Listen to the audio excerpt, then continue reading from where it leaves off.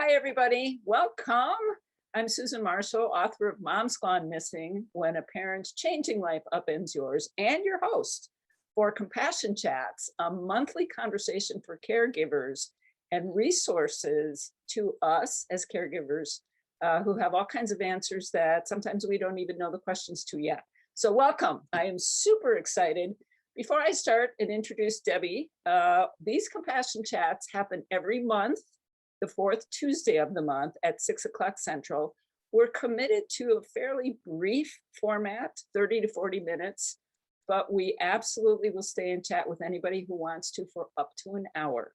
So you can kind of gauge your time on that, stay as long as you like, up to an hour. So I'm super excited and very, very honored to introduce our guest tonight. Debbie Deutsch is a board certified patient advocate. We're going to ask about that.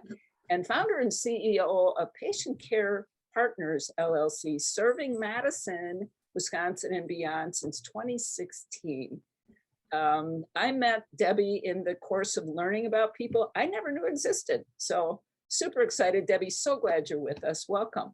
Oh, thank you, Susan. I am so appreciative of this forum that you're building, and I love that it's very friendly and it's very engaging, and it's really to kind of, take each other's hands and help each other through. Absolutely. So we have questions for you about your work, but before we dive into your profession, it's always kind of fun to get a peek at the person behind the profession. So my question for you as Adele knows was my question to her. What got you into this work? What got you started doing this? It was quite a journey. I trained about almost 20 years ago to be a hospital chaplain. I trained here at Meriter Hospital in Madison through a clinical pastoral education program. And my goal was to go into ordained ministry. And I had been accepted at Northwestern University.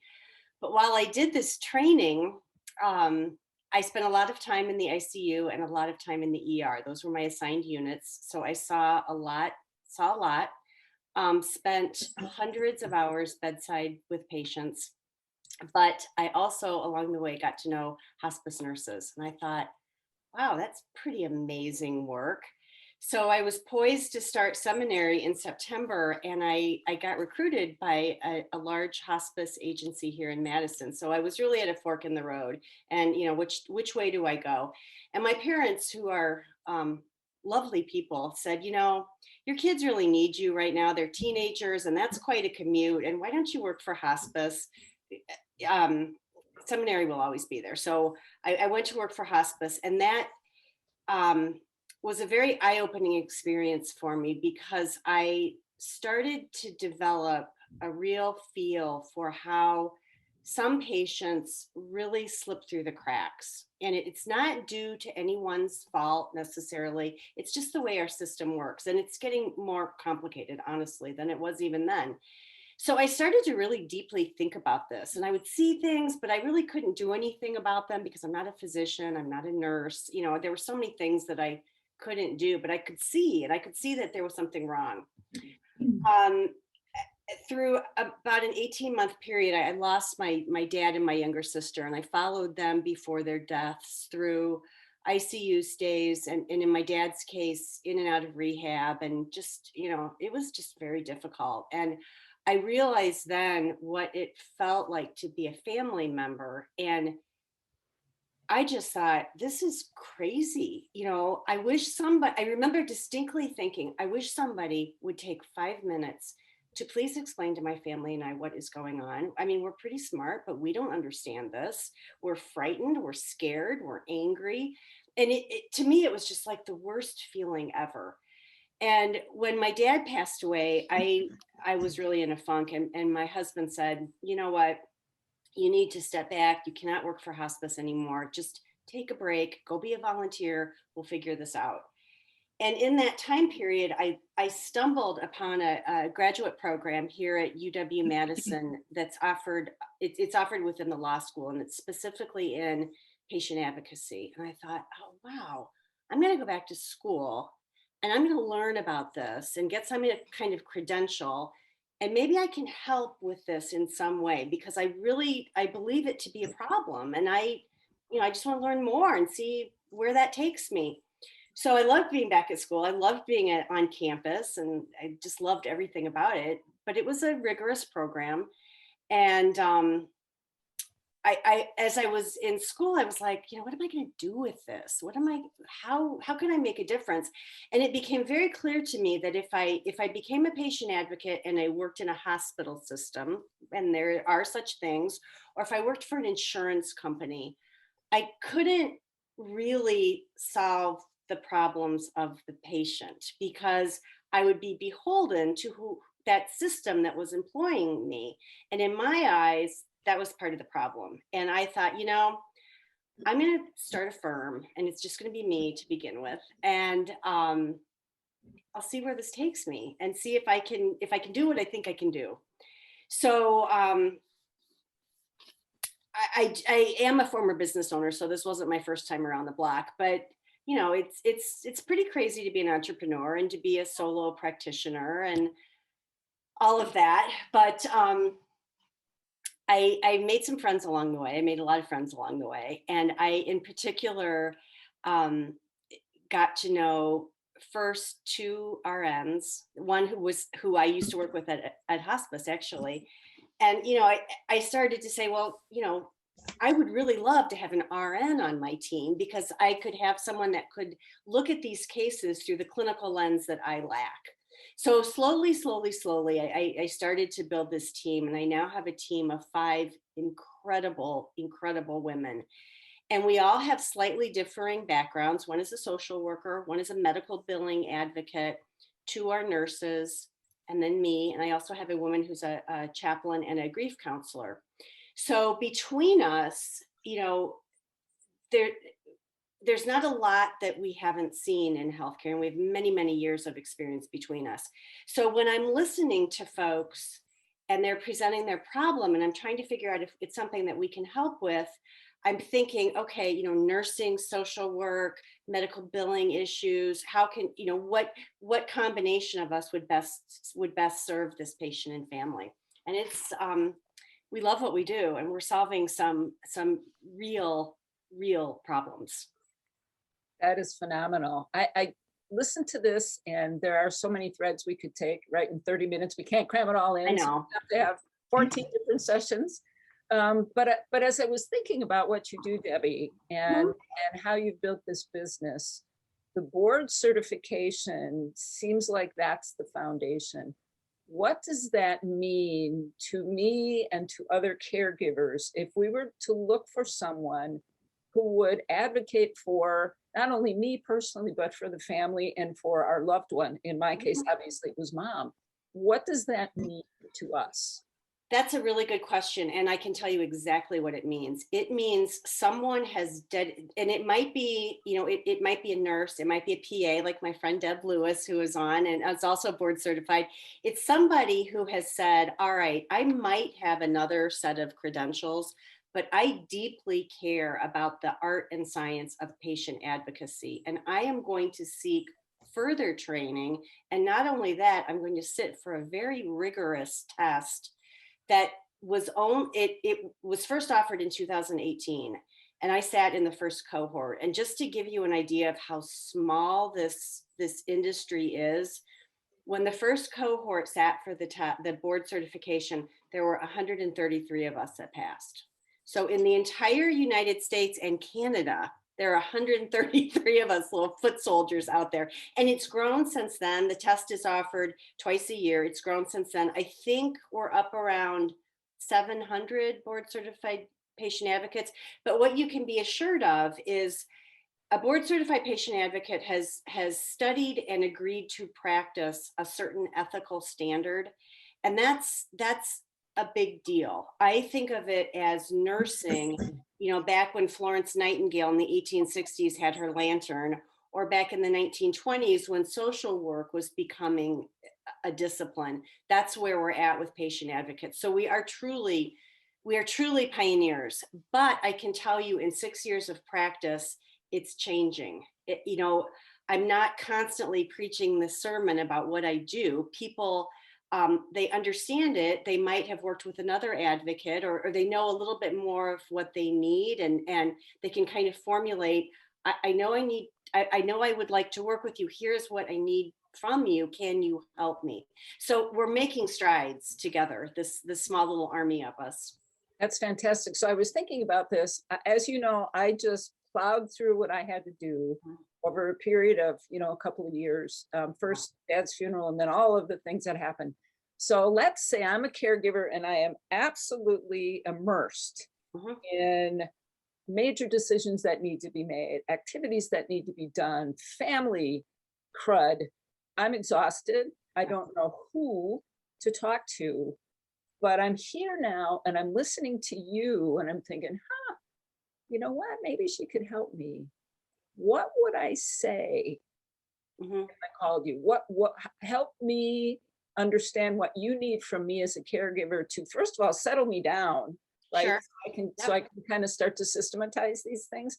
And Yep. then secondly, that you're the person because you're board certified, even though I don't really Mhm. know what that means, but it sounds important. Okay. What I'm on the phone. What should I say to you? Well, that's an interesting phenomenon in itself, because often when people call us, and by the way, I'm the intake department, so even if they're calling our 800 number, they're getting me. So they call me, and so often people, they're teary, they don't even know where to.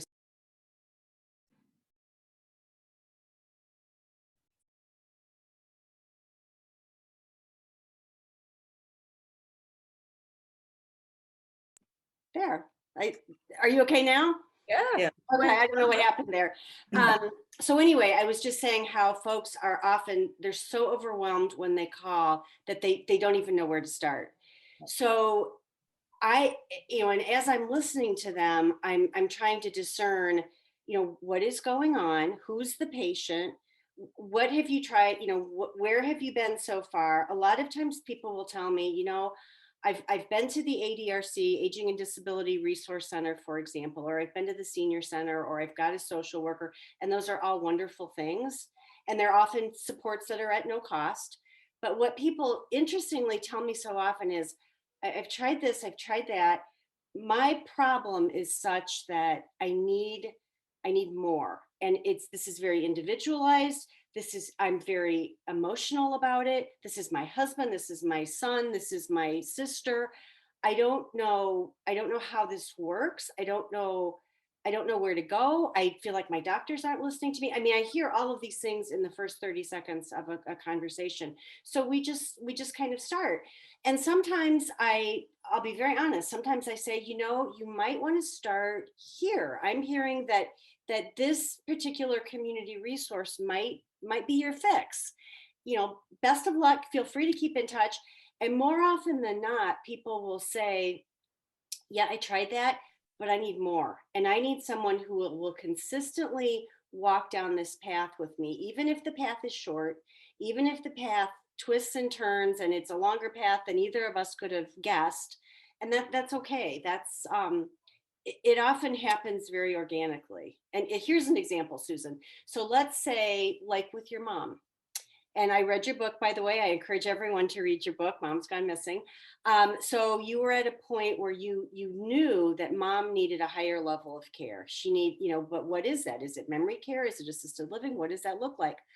So often families are like, I don't know. I don't know how these care systems work. I don't know what the levels of care are. How much does this cost? What do I need to look for when I'm looking at these facilities? Oh, and by the way, I'm in California and my mom is in Cincinnati and my siblings, and you can just see that there's a lot going on. So we just kind of we start down this path. And often, I mentioned that I work with three fantastic nurses, and often we'll do a nursing assessment, right at the beginning, and we'll say, okay, you might also benefit by a nurse advocate who can, look through your diagnoses, look through your um, whatever the treatment plan has been that's set up for you, changes in cognition, that type of thing, that can be very, very helpful. And then families or patients themselves are like, oh, this is really cool. I kind of have my own nurse. I love this. So that it kind of happens organically. And then, some of these cases, like finding assisted living or memory care, very short term. But often what happens is we think we're going to be closing a case, get mom or dad settled, and then they say, well, wait a minute, we've loved working with you, you can't leave us now. So we continue. But it's important to note that even with our most complex cases, we're not working for anyone for 40 hours a week. This can be very intermittent support, but very timely, very, very timely support. Yeah, it's interesting you say that, Debbie, and I think that's such a critical piece for caregivers. I had some idea just because I had seen Dad's journey, Yes. and it was 10 plus years long, right? Yep. However, I kind of assumed that because Dad had taken a very long time, that Mhm. we had some time with Mom. Yeah. And at his funeral and other interactions, you know what, we don't, but we had no idea where she was on this spectrum. And so had I known you, right? I mean, you would have been tremendously helpful. That said, trust is essential. Mhm. And when you're dealing with caregivers who are out of their minds, they don't know what's up, they don't know Yep. who to trust, you sound good, and you have these nurses, and it's just like, I think I need that, but I don't know who to trust. And oh, by the way, I have a responsibility for family finances. Yes. What's this going to cost me? Yep. What am Yep. I committing to? Yeah. And how do I know it's the right thing? So it's all of Yeah. that uncertainty and You ugh. bet. And we are very careful to address that right from the get-go. So I always offer, if someone calls me and starts to tell me what is going on, I always offer a no obligation. Let's do an informational meeting with you, perhaps family members, whoever would like to be on in this meeting. And I'm very generous with my time. And sometimes I pull one of the nurses in as well for this. And it's simply a meet and greet. We want to hear about the problems that you're facing. While we're listening to you, we're thinking, is this something we can help with? Or should we refer to another community support or another advocate who might be a better fit? Is this outside of our scope? So we're constantly thinking of those things. And we're also very careful to explain to patients and families, you are hiring us, much like you would hire a CPA to do your taxes. So we're very transparent in that, because I believe that lack of transparency is one of our inherent problems in our healthcare system. So Amen. I want to be absolutely above board. This is how much this is going to cost. This is how long we think we're going to need to solve the problem. I'm going to be sending you or emailing you an invoice every month. I want it to be uber clear, every line item, what we, if we billed you for half an hour, what did we do in that half an hour? Because to me, that's just a very high level of customer service. And that's something that is part of the frustration that families might be experiencing. So we're just very above board about that. And we also make it, quite frankly, we make it very clear this is not an ongoing relationship until the end of time. It might be very finite. And, this happens only very rarely, I think twice. We have we have not continued with a patient because of some compliancy issues, and so, but it's, we also tell the patients and families they can stop this support at any time. That also is very rare. We usually, take it to the finish line and put a nice bow on it. But we're very upfront about that.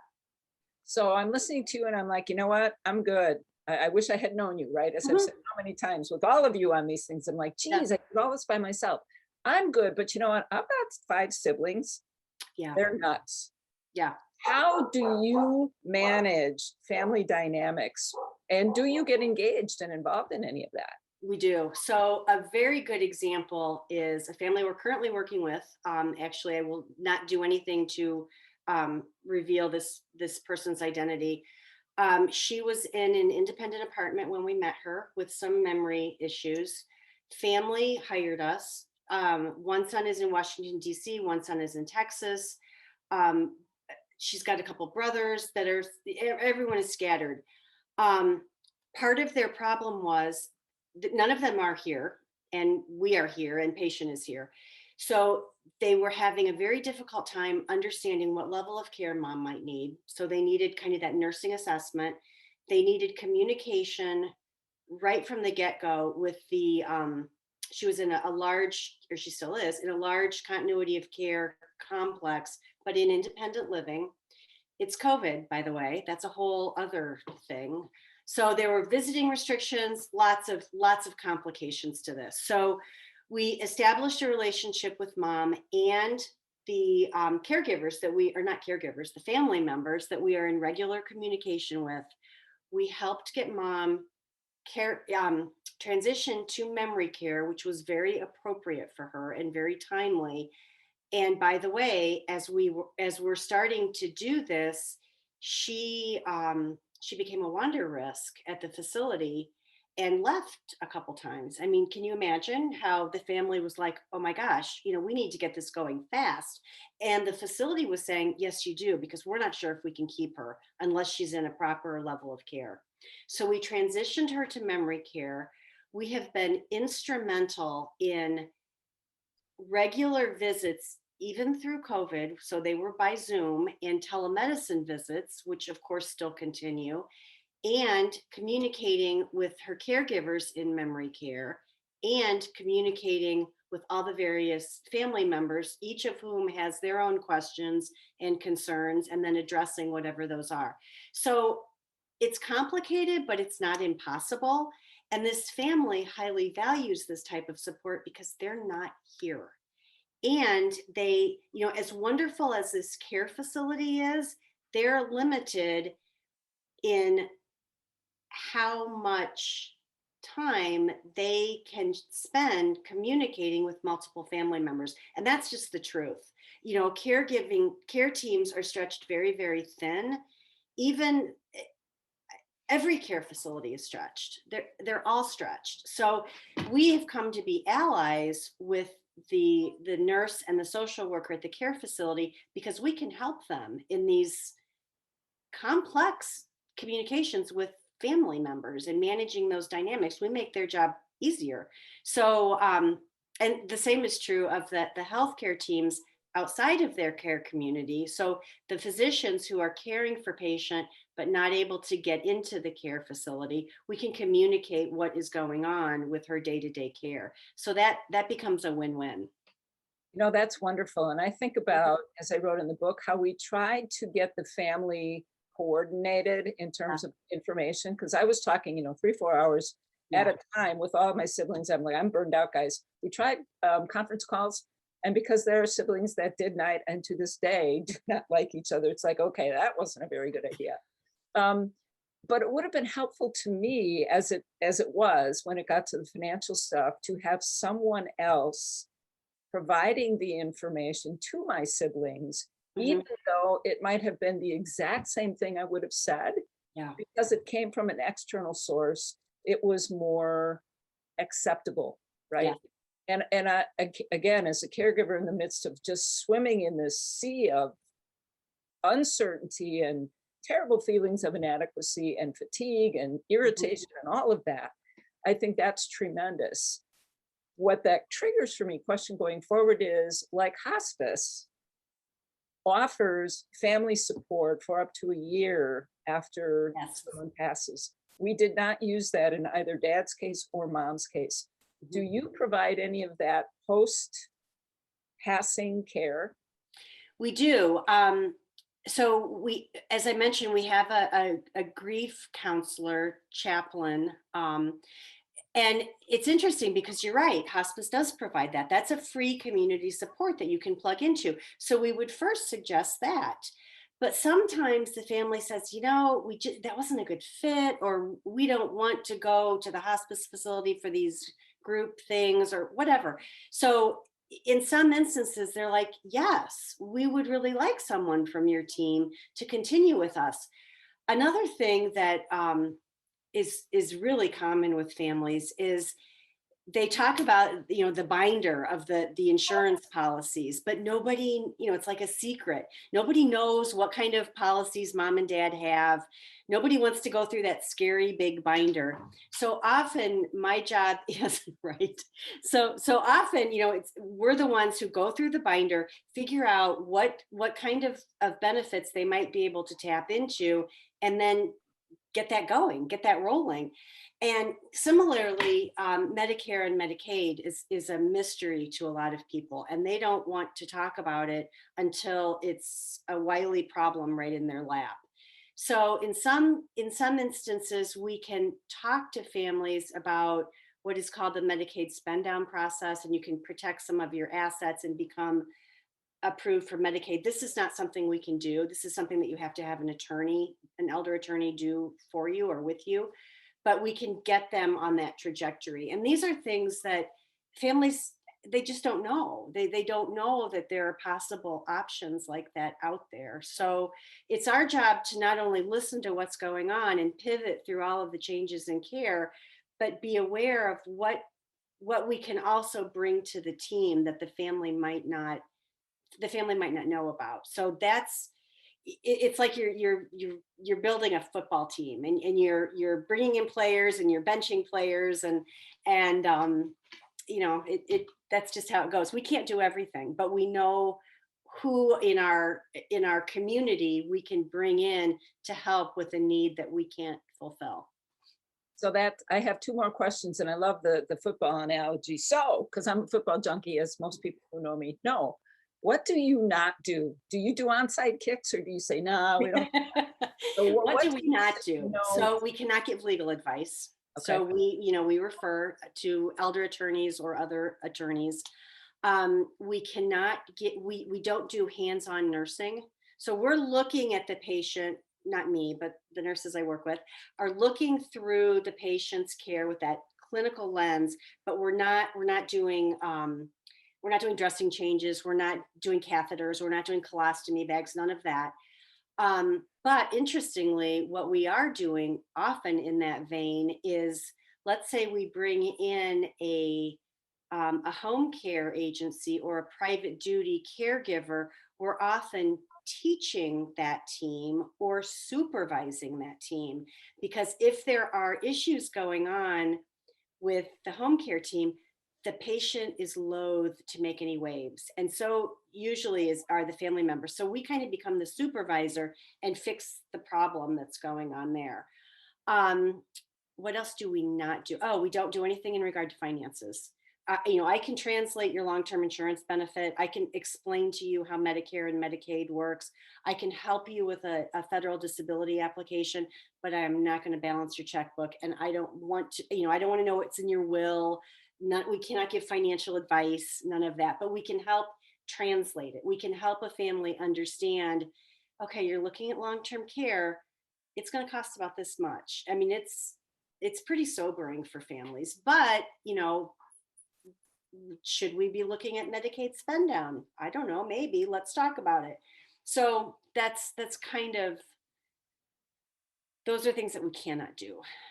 Hands-on nursing, legal advice, and financial advice. okay. Thank you. I appreciate that. Last question I have for you, and then I want to throw it open to Sure. anybody else who's with us. Um, you've seen it all, right? And you've seen lots and lots of family dynamics. Yes. What is your best advice to a caregiver, regardless of where I as a caregiver might be on my journey? What is the one thing you can tell me that you know because you've done it and seen the result that helps me as a caregiver? I would encourage folks. I think that when, as human beings, when we get stressed out, I know myself, I just tend to draw in, and I'm just like, I'm just going to be really quiet and I'm going to figure this out myself.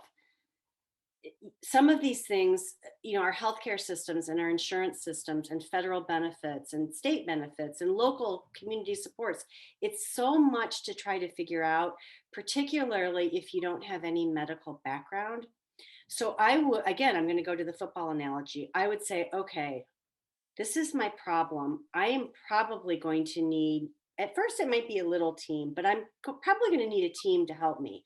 Who can I identify as people that will take my hand and really help me figure this out?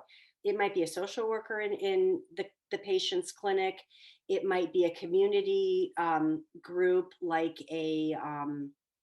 out here in Madison, we have a wonderful grassroots group that is for parents of special needs children. Wonderful group. You know, it might be something like that. It might be family members or friends who are anxious to help you, but they don't know what you need. So you just need to start thinking about, okay, I am not going to try to figure this out by myself because I will not, I won't make it. I'm eventually going to crash and burn. Who are my allies? Who can help me figure this out and get from A to B and understand what's going on and help me when things change, because I promise you they will change and they might change very quickly. So that's really what I would encourage folks to think of. And I have been there. I get it. It's so I will never forget the feeling. And honestly, this happened. My dad was very ill. We had decided that we would try to bring him home with private duty nursing, and my parents were prepared to pay for it. This was almost 6 years ago. My parents live in Indiana. We had been there. I came back to Madison. I Googled private duty nursing in Indiana. I was like, how can I not find anything? Where are these people? I finally started calling agencies, and you often had to fill out like an online, like an info form. So I thought, wow, I can't believe this is so hard. I want to hire somebody.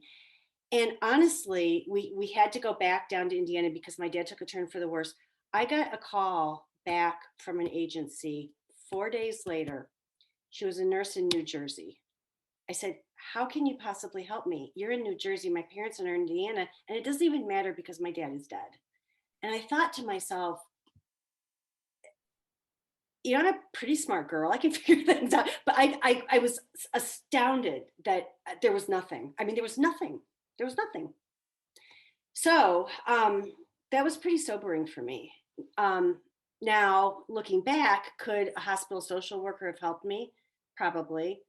I'm not going to blame the hospital system, but we felt like we were on our own. And when I went to try to figure this out myself, I couldn't do it.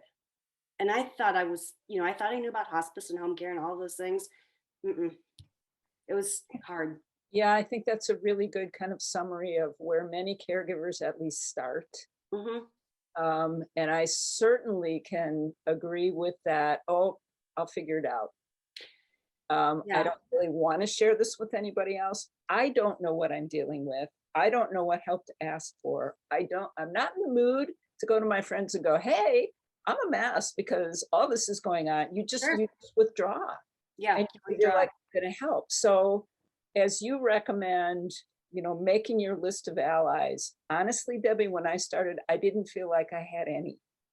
Yeah, so I get it. Is that my first reason to call you and say, yeah, I don't know what to do. I don't know who to trust. Can you help me work through this? We can help you at least get started. And what we see, as I said before, what we often see is we think, oh, this is just going to be a short, we just need to help them get from A to B. We think it's going to be very short. But so often what happens is a really incredible relationship is built, and there's a lot of trust that goes back and forth. And what families say to us over and over is, I couldn't have done this without you. I could not have figured this out on my own. Please don't leave me. I need you now to help me with billing issues or whatever it is. And another thing that's really, really important to remember, and I probably was dealing with this with my dad, I was an emotional wreck. This was my dad. And I was looking at my mom and going, oh my God, my mom is going to fall apart. My siblings are, I just wanted to knock their heads together because nobody was helping me. But there are those emotions. And that can also stop you right in your tracks as well. It's just what it is.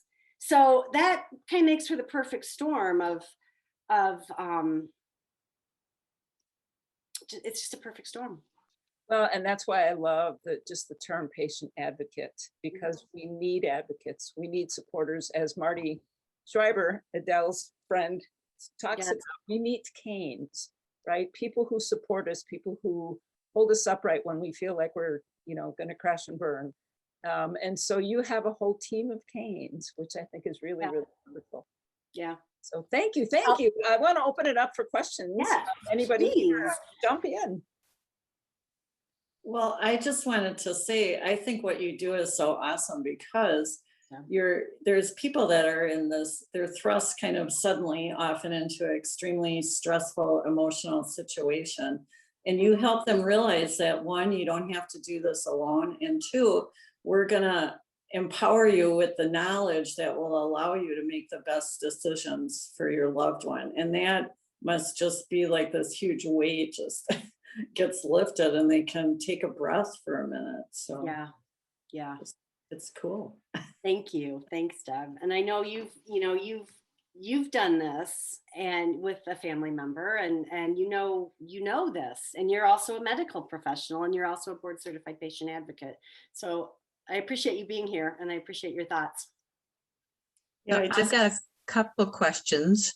My first one is, I'm curious, when we go into something new like this, we usually have a vision of what it's going to look like, how we're going to go down the process and the path.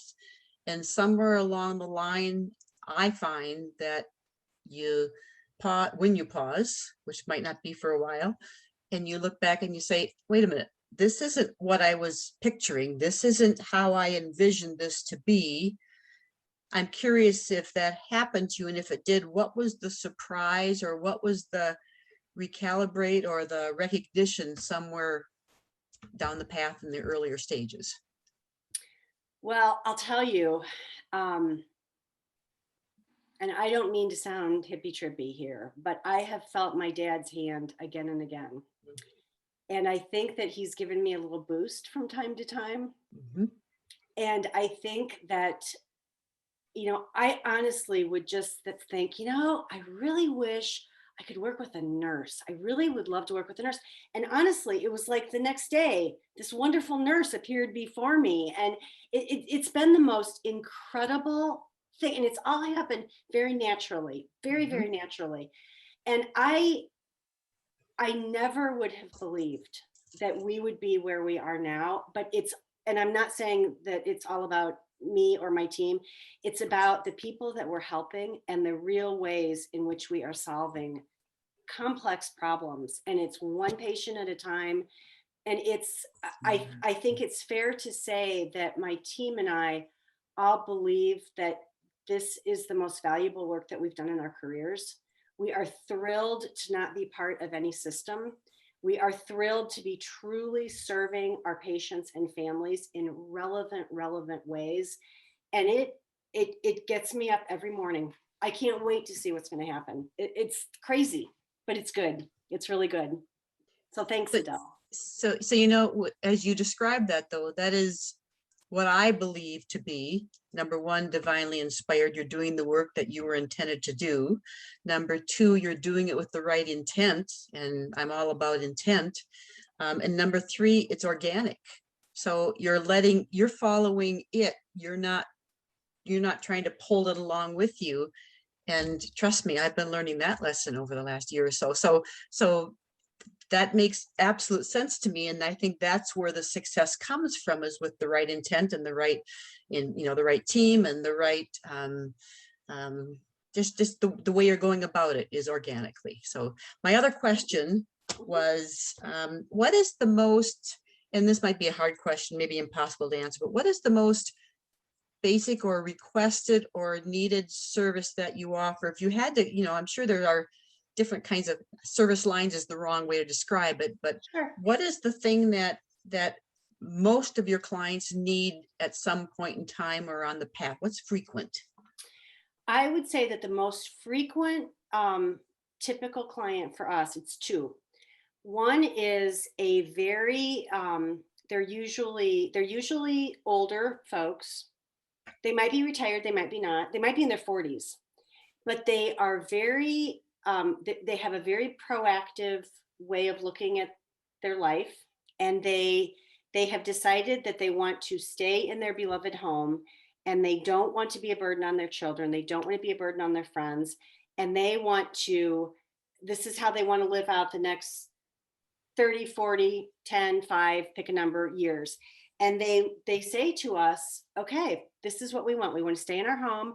We realize we're going to be adding to our team, and that's okay, but this is what we want. We do not want to go to a care facility. We want to stay out of a hospital if at all possible. Can you help us with that? So with that goal, yeah, we can definitely help you with that. The other thing that we see most often is, well, there's two other things.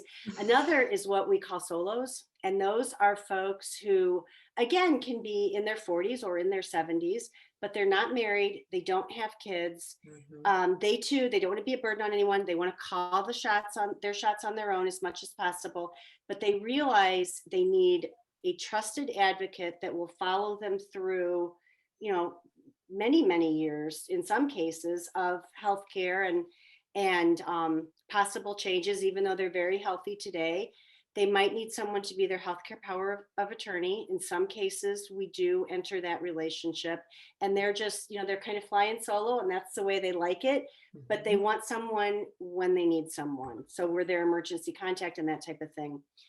The third thing that we see most often, and this was me, and this was Susan, is an adult child who is losing their mind, and they don't know where to turn. And they're trying to figure it out for their parents. They're trying to work with their siblings. They've got their own lives. They've got kids. They've got a job. They might be out of state. So those adult kids are the other, that would be the third most common scenario that we see. But it's important to note, this is a dementia and Alzheimer's group. I realize that, but we work with, special needs kids and their parents, infants. I mean, anyone at any age can stand to benefit by working with a private patient advocate. So it's not all seniors. It's understanding what is going on with the patient and how we can help them through this. Thank you. Those were great questions, Adele. Thanks. Susan, you're, Sorry, it's like, it's interesting as we have these conversations and as we will continue to, as these chats grow, this community is going to do nothing but grow. And our mission here is a couple of things, as you know. One is to just create a group like this where we can just talk to each other and say, I am losing my mind. I don't know what to do. Who should I call? How do I do this? And then secondly is truly to create a group of people who know how to at least have these conversations. Adele, your chat last month was so beautiful in that regard, so that we can become extended communities helping people who are entering this kind of space. And I just think that's going to be more and more important as we continue to age, all of us. And our healthcare systems, who knows how much more complicated they get, right? And how much more splintered in terms of specialties and what we need and what maybe we don't. And oh, by the way, in all of that growing pile of stuff, who do you trust? Yeah. So thank you, Debbie. I'm just Susan, delighted to have you. Last call for questions. It's 6:46, and I want to make sure that we respect everybody's time. Last call for questions, going once, going twice. You can find Debbie's information on my website, susanamarshall.com. I welcome your questions, your comments. If there's a topic that you would like to talk about for these compassion chats, absolutely get it to me. I encourage you to pick up the phone and call Debbie. She's the intake person and can answer whatever questions you have and can say, yeah, no, we don't do that, but let me help you get to someone who can help you with that. So our next chat is a month from now. I have the date written down here, May 25th. Marianne Garidi, who's going to join us to talk about her work, and the National Association for Senior Move Managers. Again, I'm like, who knew? I didn't know that existed. So join us again next month and the fourth Tuesday of every month. Bring your family, bring your friends. Finally, if you want a copy of that book, susanamarshall.com. You can find the link. Great Mother's Day gift. Probably not real happy, but I think very, very important. So Debbie, thank you again for being here. Thank you, all of you attendees. Please come back and join us again.